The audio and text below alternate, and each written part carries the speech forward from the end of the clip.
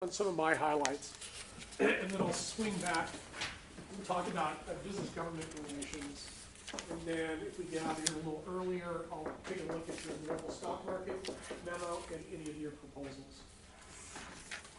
Again, what's important about corporate governance is C corporations, publicly traded, can raise millions and millions and millions of dollars. So you're basically in control of a lot of money. So it becomes extremely important. And the shareholders ideally should be the ones who are choosing the boards of directors and the managers, but in most cases they're not. They usually hand that over. And I think that's what's never really mentioned is really the power of Wall Street. I mean, when mutual fund managers, and pension fund investors, particularly mutual fund managers, and hedge fund managers that actually invest in these C corporations, if I'm a mutual fund shareholder, usually I'm not going to vote on the corporate board. I'm usually going to hand those voting rights over to the mutual fund manager, who are Wall Street individuals. So basically millions and millions of share and a lot of the control of ownership are being controlled and voted on by very powerful Wall Street interests. And why would you do that? Well, these guys are going to make asset management fees and underwriting fees, and they vote for the board of directors, and you're bringing them, all of these votes, control and selection and renewal of the board. Who do you think they're going to pick first when they're going to do a secondary offering? They're going to pick you. What about when you do an M&A? They're going to pick you. So there's a conflict of interest between Wall Street because they control so many of the voting shares in these corporations. Arthur Andersen and Enron was really what set off the Sarbanes, and it was the financial crisis that set off Dodd-Frank. The board was definitely corrupt, and a lot of the executives actually had interests in a lot of the affiliates in companies around Enron. What they did was they just levered up the company, had massive amounts of offshoot liabilities, and Arthur Andersen was the enabling force. They did all the auditing and gave them non-qualified audit opinions. And when the whole thing blew up, we found out that there was billions of liabilities off balance sheet, that they basically levered up the company to try to juice the return on equity and maximize the share price. And once that share price goes into the money, you can start exercising the stock grants and start exercising stock options. And then you're out of there. And a lot of the managers do have incentives to inflate the stock prices, get their grants and options into the money, exercise the grants and the options, and then as the market finally figures out that actually they over-levered or they were investing in too risky assets, the stock price will adjust, but they've already exercised the options already and diluted the shares. So you see those types of things happening. When you're managing a board, I highly recommend, if you ever get a chance to sit on a board of directors, it doesn't matter if it's a nonprofit or a for-profit, I highly recommend that you take advantage and sit on a board of directors, so you have experience in managing a board and the whole processing behind it. Because you got to take really good minutes, you got to have the bylaws, you have to resolve and have resolutions to amendments. There has to be voting records on who voted and who abstained from the policies, and you have to have a code of ethics and conduct on the board. And when you see really good boards running really good organizations, it's amazing. When you see really bad boards and boards with conflicts of interest that don't adhere to this administration, it's scary. You should run the other direction, because boards of directors have insurance, because they can get sued, and they get sued all the time. So if you do become a board member, make sure you have insurance. Different board structures are very different depending on the countries. As I said before, Germany has a corporatist type of economic, political system. England's liberal, and then Japan's corporate also. Germany, if you look at their boards of directors, they have labor. They have unions that are represented on the board of directors. They have government officials that are on the board of directors. They have suppliers and creditors that sit on the board of directors. That doesn't happen here, only in Germany. And actually, Germany circumvents and avoids more strikes than any other country because they have union representation on the board to be able to negotiate and resolve some of those labor issues. Well, here we have a lot more strikes than any place else. You see a lot. I mean, if you look at Jamie Dimon or JP Morgan and look at some of the other large banks, the CEO is the chairman of the board, so they don't separate it. So right there, there's a conflict of interest, and you can understand why they do it from a power structure and an economic, why they do it for economic reasons. But from an ethical standpoint, the chairman of the board and the president of the company should be separated, and the CEO. Japan's completely different too. They have karetsus, which are basically conglomerates of interrelated companies, and they all sit on each other's boards and basically run policy and corporate governance as a relationship among corporations within the karetsu. And this, you want to, when you're overthinking about this, this is really a derivative or a second layer of business government relations. Business government relations, corporate governance is under the other. Because all of this that we're talking about is basically industrial policy. This is the governing structure of industrial policies, because transnational corporations and multinational corporations are basically the economic interests, is in the economic interest of the country. Okay? And it's the multinational corporations that really the governments are really trying to protect and promote. And you can see it. I mean, if you look at the CEO meeting that Trump just had, and you look at the rework of Obamacare and the healthcare law, it was all CEOs from the major corporations, healthcare organizations. There was no unions, there was no consumer rights groups. Those guys are not at the table. Okay, it's just industrial policy for corporations, and corporations through the relationship with government have direct access. So industrial policy is really conducted at the corporate level. Everybody else has to go through the political process to be heard. Alignment of interests. Aligning the interests of management with the stockholders and the stakeholders. You use compensation, but it's stock grants and stock options is the key form of aligning the interest in the company. Okay?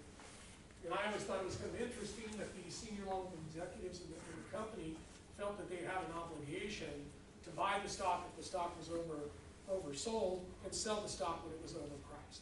That's not a bad place to be, don't you think? Where basically you are sending signals to the marketplace that our stock price is overvalued, so you're going to start exercising some of your grants and some options to signal to the marketplace that our stock price is overvalued.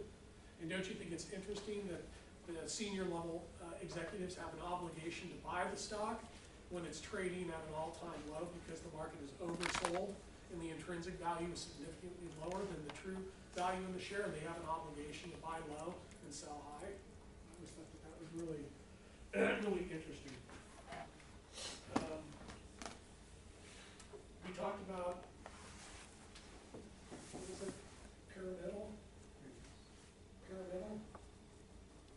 ownership structure, where you have, this is Dan Levin, three of the largest shareholders in the company is Deutsche Bank, Mercedes Auto Holding Company, and the Kuwait government. So when you look at the concentration in ownership in these multinational corporations or these large corporations, you can see that it's a stock fund, for one. There may even be CalPERS and CalSTRS and other pension funds, or endowments may be major shareholders. And then you have mutual funds that are major shareholders in these companies. And then you have high net worth individuals like Warren Buffett and others that control massive amounts of wealth. Try to stay away from sitting on the board, but also do monitor the behavior of the company. The executives do have an incentive to lever up the firm, to take on more debt than they otherwise should, because debt is cheaper than equity. And if I use enough leverage, I can lever up my return on equity and maximize my stock price in the short run. But this will come back to haunt you at some point in time. So you see companies where there are conflicts of interests at the executive level and the board level. You'll see excessive amounts of leverage being used in the company, more risk on their investments. And then what they will also do is they will issue a lot of short-term debt because they want to creep down the yield curve, because interest rates are cheaper on the short end of the curve than they are on the long end of the curve. And they'll create maturity mismatches because they crept down the curve to push down the cost of capital, and they'll issue more short-term debt than long-term debt. And when that debt comes due, interest rates could be higher, and their spreads could go negative between their IRRs and their WACs, and that's going to cause the stock price to crash. Good. So is that? Yeah, I'm good. These are kind of some of the nuances that I've learned.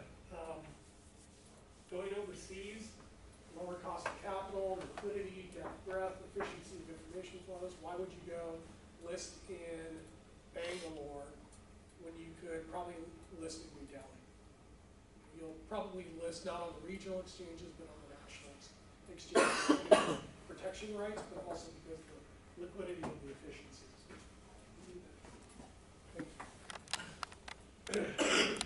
So based on our research, we believe that we can build models that can predict stock prices based on corporate governance quality and based on indexes. We're going to test those indexes to see if they lead. So if we can build leading indexes on corporate governance quality and see that they're starting to deteriorate, we can start to do short strategies, not only on the index but also on the individual companies from the models that we're gonna build.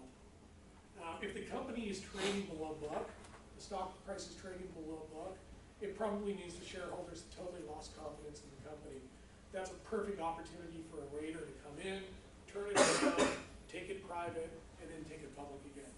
Or take it private, buy the company, take it private, restructure the company, and then sell it off to a private equity firm or another company within that space.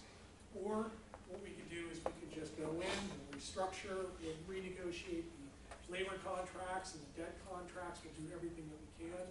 And then what we'll do is we'll sell off the assets and liquidate the company and just arbitrage that way through some type of hostile takeover in most cases. Oh, and what I think is interesting too is on the compensation side, the executives do a great job. I don't have it in here. They also have golden parachutes to make sure that if they are taken out due to incompetence or corruption or lack of ethics on the board, they have golden parachutes that will pay them out a certain millions of dollars to basically get rid of them. There's also what is called poison pills that basically state if there's ever a hostile takeover by the company will start to issue more shares. A lot of the shares will go to the senior executives as a poison pill to increase the cost of the takeover. And then most of them have buyout packages already renegotiated in place so that if they ever get voted out or fired, they're going to get the parachute and walk away with millions. I always thought that was a pretty good, interesting deal, right?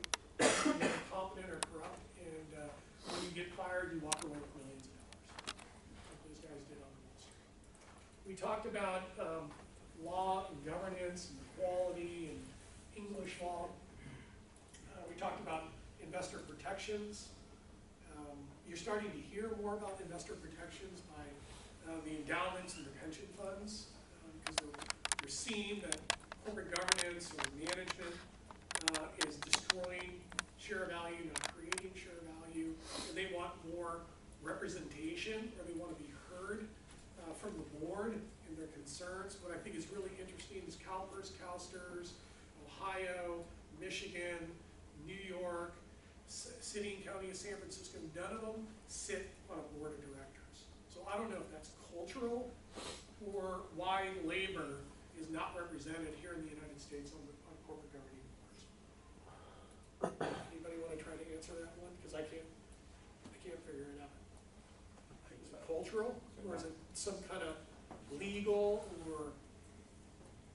I could answer that because my dad had to deal with them a bunch, so I could get an answer for you. Okay, find out why pension funds and endowments that have controlling interest in corporations don't have have seats on the board of directors. That's what his problem was, is they wouldn't give him what he was entitled to, so he had to do that, so I'll get the answer from him. Okay. I feel like the United States has a cultural thing against the workers though too, to maximize like, Definitely. the business, yeah. Yeah, because, the last 2 days when, Uncle Trump was having his meetings with the CEOs, there was no union representation whatsoever. Okay. And how many unions have medical benefits for Yeah. their employees, and the union members a lot. But no representation. Is a totally different culture. So we hear about reforms coming out of pension funds and endowments, but I don't see anything really with any meat. So I guess Congress just doesn't want to take it up at all.